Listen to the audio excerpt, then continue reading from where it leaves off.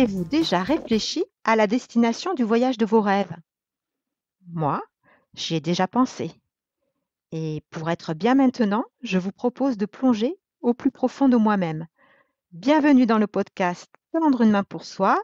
Vous êtes avec Alice Boy, embarquement immédiat, porte numéro 26.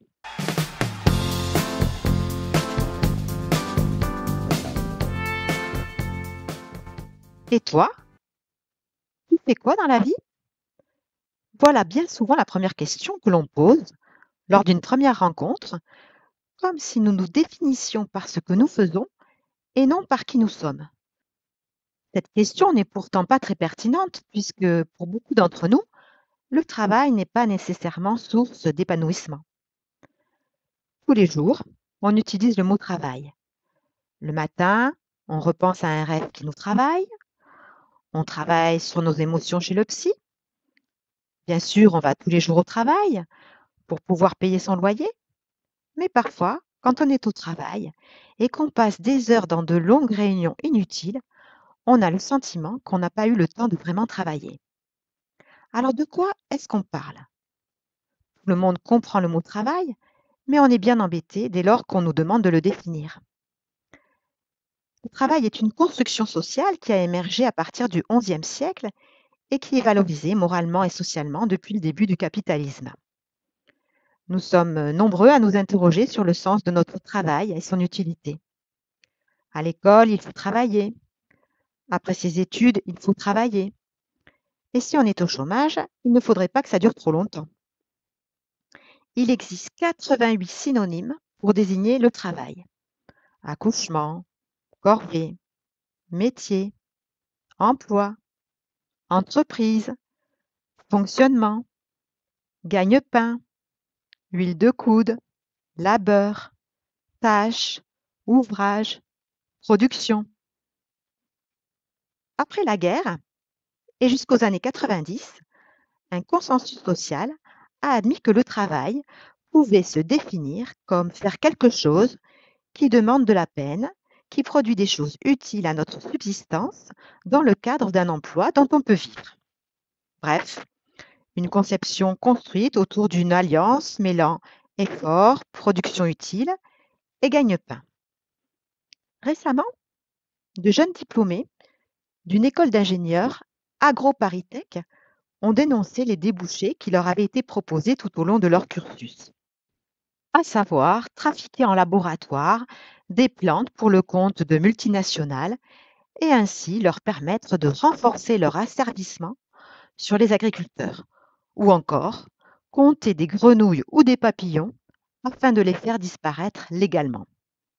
Ces étudiants ont refusé de cautionner ces emplois destructeurs visant à servir les intérêts de grands groupes financiers. Des perspectives contrevenant à leurs valeurs, ces jeunes ont choisi délibérément de déserter cette filière. Ainsi, cet exemple illustre combien la notion d'utilité sociale du travail revêt une connotation morale.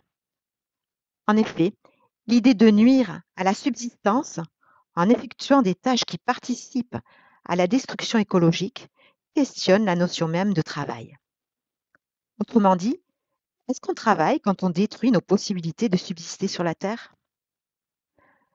Mon travail a-t-il du sens est une question qui se pose de façon récurrente pour beaucoup d'entre nous. Pour tenter de répondre à cette question, il faut s'attacher à trois aspects. En premier lieu, l'orientation de mon travail est-elle claire, au sens d'un panneau m'indiquant par où il faut aller et quelle action élaborer? En second lieu, se sentir bien et à sa place dans son travail, bien porter le costume. Enfin, être en capacité de décrire aux autres en quoi consiste son travail et pouvoir raconter des histoires qui tiennent et qui nous tiennent. En effet, une personne qui n'est pas capable de faire récit de ce qu'elle a fait durant sa journée de travail le vit comme une absurdité. L'expression bullshit job, autrement dit métier à la con, désigne un travail tellement absurde, superflu, inutile, néfaste, que même la personne qui le fait ne peut pas expliquer pourquoi elle le fait. Elle a même le sentiment que si son travail n'existait pas, il n'y aurait aucune différence, voire que le monde en serait meilleur.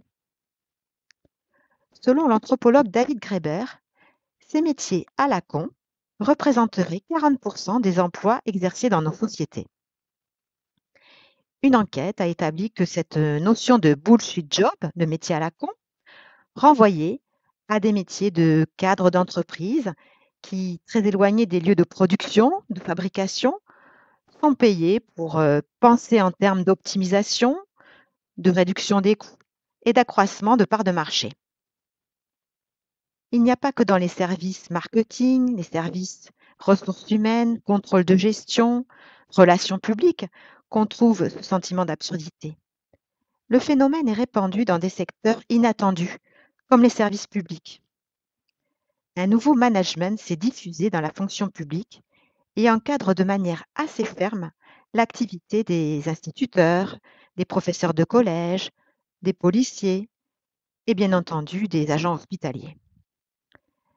Cette forme d'encadrement du travail joint l'inutile au désagréable, ça marche et en plus ça rend les gens malades.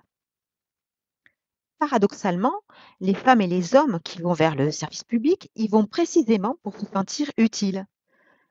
Dans les faits, du fait de cet encadrement par des dispositifs de gestion, ces professionnels sont empêchés d'être utiles et ne trouvent plus de sens à leur métier. Une des manières de répondre psychiquement à l'absurdité de son travail consiste à se prendre au jeu et à le faire à fond. Ainsi, les hommes et les femmes en souffrance dans leur emploi, pour se défendre de cette souffrance, peuvent avoir recours à un mécanisme de défense assez classique. C'est l'hyperaction. Ils travaillent tôt, tout le temps, ils travaillent beaucoup pour arriver à ne pas trop penser leur souffrance, à ne pas trop sentir. Être très impliqué dans son travail permet d'esquiver le travail psychique, le travail sur soi. Ainsi, la valorisation du travail en tant que tel peut mener à être indifférent à ce que l'on fait, à éviter de s'interroger. À l'extrême, elle peut mener à faire n'importe quoi, à n'importe qui, à n'importe quelle condition. Il existe aussi des emplois qui ne sont qu'à moitié des bullshit jobs. De plus en plus d'employés sont en effet censés travailler 40 heures par semaine, alors que dans les faits, ils n'ont besoin que de la moitié du temps pour réaliser correctement leurs tâches. Ainsi, ils sont dans l'obligation de trouver de quoi s'occuper durant le reste du temps pour donner l'impression qu'ils servent à quelque chose et ainsi justifier leur emploi auprès de leurs supérieurs hiérarchiques. Je vous propose de se retrouver la semaine prochaine pour la suite de ce podcast Le temps et rien d'autre. Vous êtes de plus en plus nombreux à vous abonner et cela m'encourage vraiment. J'en profite pour saluer les nouveaux arrivants.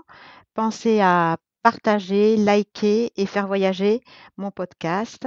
Vous pouvez également me retrouver sur Facebook à Tendre une main pour soi, Alice Boy. À la semaine prochaine.